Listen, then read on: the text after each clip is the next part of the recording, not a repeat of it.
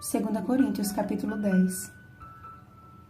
Porque não é aprovado quem a si mesmo se louva, e sim aquele a quem o Senhor louva. Versículo 18. Tanto no Antigo como no Novo Testamento, Deus procurava comunicar-se com seu povo através de seus servos, os profetas. Eram homens e mulheres escolhidos especialmente para anunciar a Israel e a outros povos conselhos, advertências ou repreensões. Estes atalaias do céu desempenharam um papel fundamental não somente para sua época, mas nos deixaram escrito profecias precisamente fiéis e mensagens divinas que proclamam ensinamentos cuja validade não tem fim. Entretanto, quando estas mensagens contrariavam os gostos e vontades de um povo que se recusava a abandoná-los, os profetas se tornavam alvos de sua ira e descontentamento. Vindo em uma época em que Israel clamava pelo cumprimento da profecia messiânica, Jesus revelou o caráter do Pai e o seu convite foi este: Vinde a mim, todos os que estáis cansados e sobrecarregados, e eu vos aliviarei.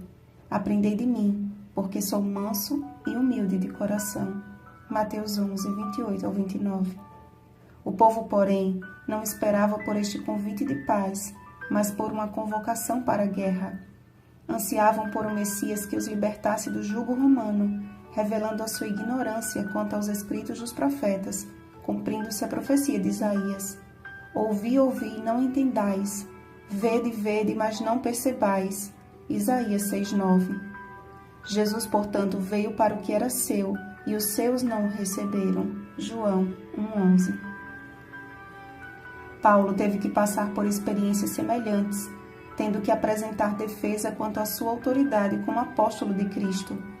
Tanto ele quanto seus companheiros de ministério estavam sendo confundidos com falsos apóstolos que possuíam eloquência e credenciais convincentes, mas cujas atitudes demonstravam total incoerência com o verdadeiro testemunho de Jesus.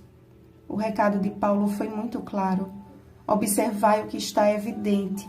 O seu apostolado não podia ser confundido, porque com mansidão e humildade ele revelava o caráter do Mestre, e não disposições de mundano proceder, militando segundo a carne.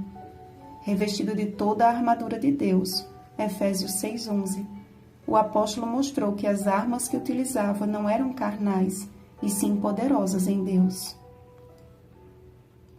Acusado de escrever palavras graves e fortes, enquanto sua presença pessoal era fraca e sua pregação desprezível, o que estava em jogo não era simplesmente a sua reputação, mas o princípio bíblico que buscava viver piedosamente.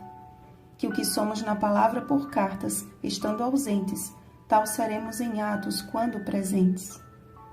Ele não admitiu ser comparado ou classificado com alguns que se louvam a si mesmos, que medindo-se consigo mesmos e comparando-se consigo mesmos, revelam insensatez. A vida do apóstolo dos gentios em momento algum revelou alguma ambição por exaltação própria, mas a sua glória estava em respeitar o limite da esfera de ação que Deus demarcou. Desde o princípio, o Senhor tem usado seus instrumentos escolhidos a fim de comunicar à humanidade o seu amor em forma de palavras, e desde então, muitos também têm se levantado anunciando um falso chamado. Cristo mesmo nos advertiu que, especialmente em nossos dias, surgiriam falsos cristos e falsos profetas, operando grandes sinais e prodígios para enganar, se possível, os próprios eleitos. E ainda acrescentou: Vede que vos tenho predito. Mateus 24, do 24 ao 25. O objetivo dos profetas, de Paulo e do próprio Jesus era o de cumprir a vontade de Deus sem ultrapassar os limites que ele estabeleceu. Cristo mesmo declarou: As palavras que eu vos digo, não as digo por mim mesmo, mas o Pai que permanece em mim faz as suas obras. João 14:10. Quer descobrir se alguém está pregando a verdade? A lei é o testemunho. Se eles não falarem desta maneira, jamais verão a alva. Isaías 8:20. Que as nossas palavras e ações sejam unicamente a atuação do Espírito Santo em nossa vida, porque não é aprovado quem a si mesmo se louva, e sim aquele a quem o Senhor louva. Como Paulo, Glorie-se no Senhor. Bom dia, mansos e humildes de coração. Rosana Garcia Barros.